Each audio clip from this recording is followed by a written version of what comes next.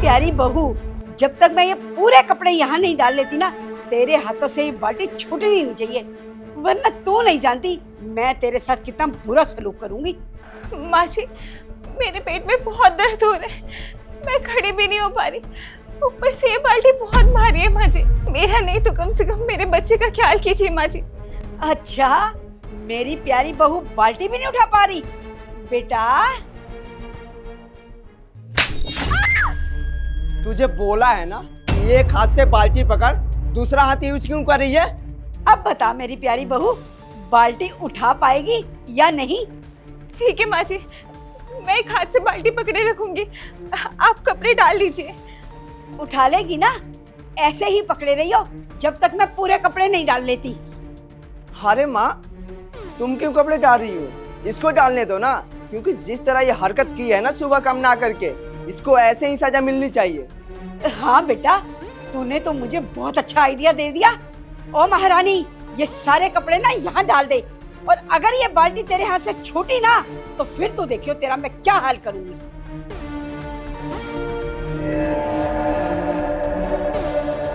काम कर ले थोड़ा, ये ड्रामा मत कर।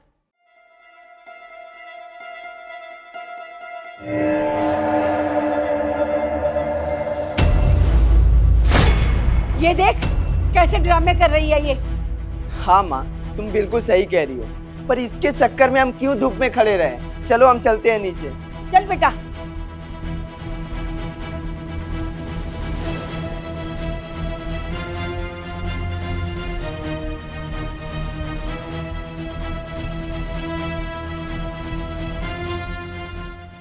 शिवानी, शिवानी,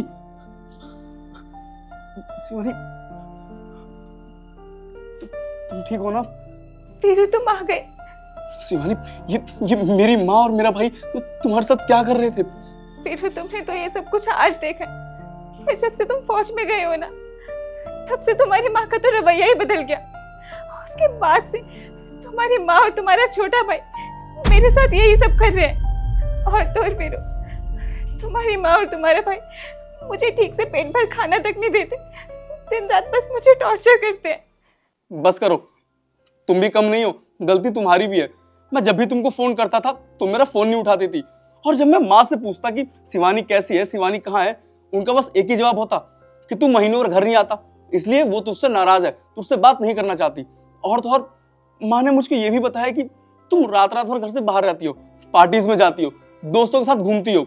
देखो शिवानी, मैं जानता हूँ कि मैं तुमको वक्त कम देता हूँ, मगर मैं तुमसे बहुत प्यार करता हूँ। जितना प्यार मैं अपनी मातृभूमि से करता हूँ, उतना ही प्यार मैं तुमसे भी करता हूँ। तुम्हें एक बार मेरे को बताना चाहिए था। शिवानी, मैं जानता हूँ कि मैं तुमको टाइम नहीं दे पाता, क्योंकि मैं बॉर्डर पे रहता हूँ, वहाँ मुझे वक्त नहीं मिलता कि मैं तुमसे बात कर पाऊँ या फिर मैं किसी का हालचाल पूछ सकूँ। मगर इसका मतलब ये नहीं है कि मैं तुमसे प्यार नहीं करता। तुम मेरे लिए बहुत ज़रूरी हो। जितना प्यार मैं अपनी मातृभूमि से करता हूँ, उतना ही प्यार मैं तुमसे भी करता हूँ, मगर तुम हो कि मेरे से नाराज होकर बैठी हो। नहीं नहीं वीरू, ऐसा कुछ भी नहीं है। तुम्हारी माँ ना मुझे किसी से बात तक नहीं करने देती थी, उन्होंने तो मेरा फोन तक छीन लिया था। और अगर कोई घर पे आता था ना, वो सबसे यही बोलते थे कि शिवानी यहाँ पर नहीं है, अपने मायके गई हुई है। और जब तुम्हारा फोन आता था ना, तो तुम्हारी माँ तुमसे झूठ बोलती थी, जानकर मेरी बात नहीं कराती थी, ताकि मैं तुम्हें सब कुछ सच ना बता दूं। और तो तुम्हारी माँ बस मुझे दिन रात एक ही ताना देती रहती है कि मैं दहेज में कुछ नहीं लेकर आई हूँ, इसीलिए तुम्हारा भाई और तुम्हारी माँ मेरी इज्जत भी नहीं करते।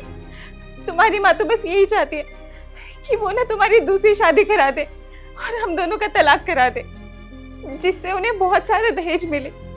और वो तुम्हें मेरे खिलाफ झूठी झूठी बातें बताती थी, तुम्हें भड़काया करती थी, क्योंकि तुम मुझसे इतना प्यार करते हो ना, तो तुम्हारी माँ को वो सब बर्दाश्त ही नहीं होता था। उन्हें बस यही लगा रहता था कि कब वो हमारा तलाक करा दे और तुम्हारी दूसरी शादी करा सके। क्या शिवानी, तुम जो कुछ भी बोल रही हो वो सब कुछ सच है?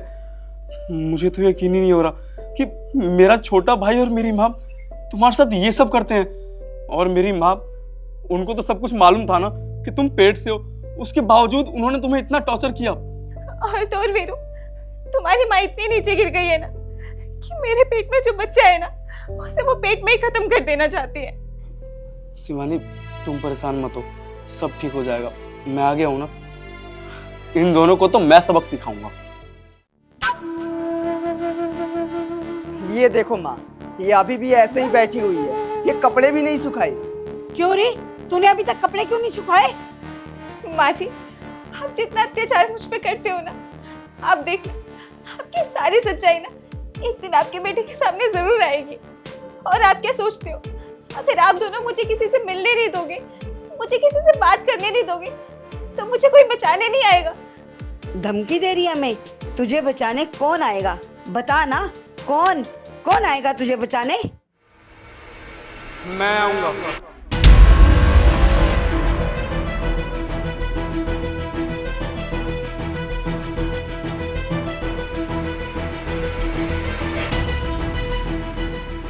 अरे वीरू बेटा, तू तो 2-3 महीने बाद आने वाला था ना, तू अचानक कैसे आ गया?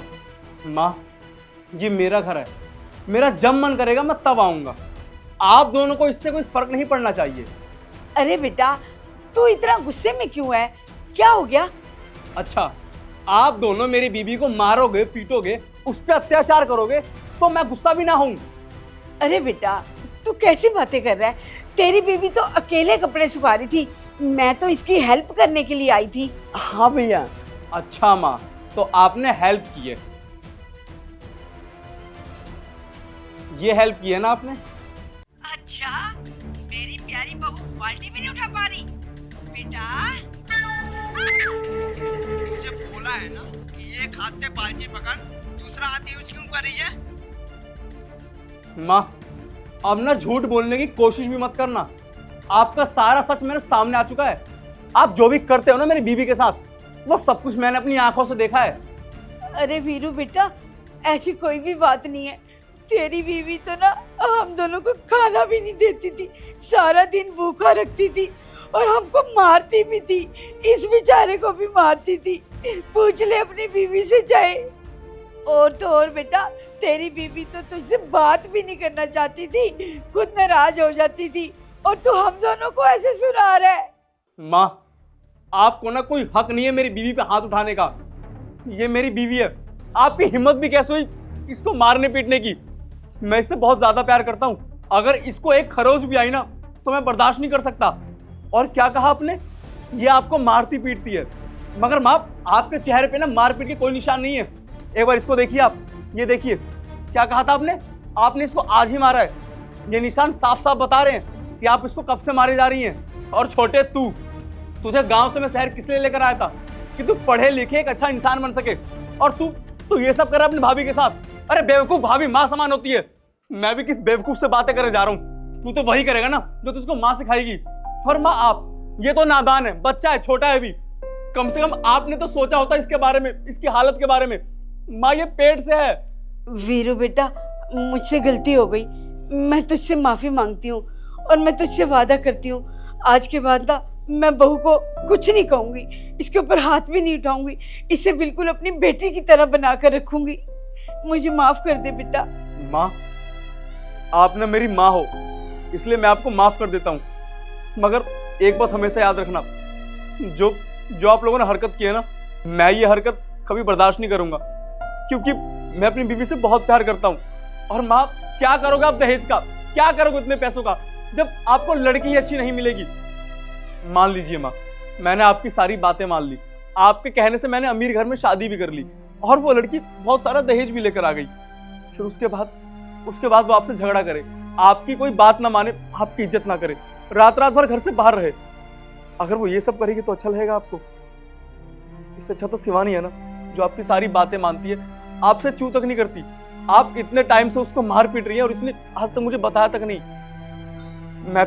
मैं भी किसको समझा रहा हूँ? देखिए माँ, शिवानी मेरी बीवी है और मैं इससे बहुत ज्यादा प्यार करता हूँ। ये मेरे साथ इसी घर में रहेगी। अगर आपको रहना हो तो रहो, वरना आप छोटे को लेके गांव जा सकती हैं। हम दोनों अकेले खुश हैं यहाँ पे। नहीं बेटा, मुझे माफ कर दे, मैं तेरे से वादा करती हूँ मैं आज के बाद बहू को कुछ नहीं कहूंगी। हाँ भैया, मुझे भी माफ कर दो। मैं जानता हूँ मुझसे बहुत बड़ी गलती हो गई, भाभी के ऊपर हाथ उठाया, पर भैया आज की बात ना ऐसी गलती कभी नहीं करूँगा।